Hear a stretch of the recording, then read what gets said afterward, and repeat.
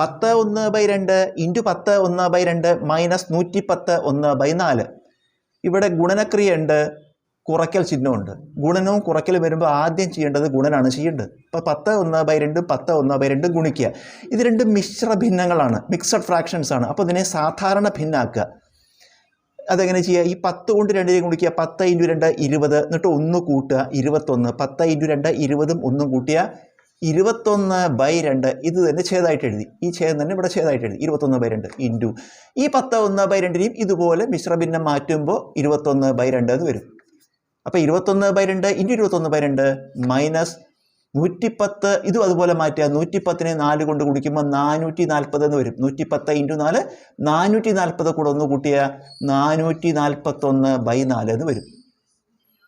ഇനി നമ്മൾ ഇത് രണ്ടും കൂടി ഗുണിക്കുമ്പോൾ അംശങ്ങൾ ഗുണിക്കുക, ഛേദങ്ങൾ ഗുണിക്കുക. 21 × 21 ഗുണിച്ചാൽ 441 എന്ന് വരും.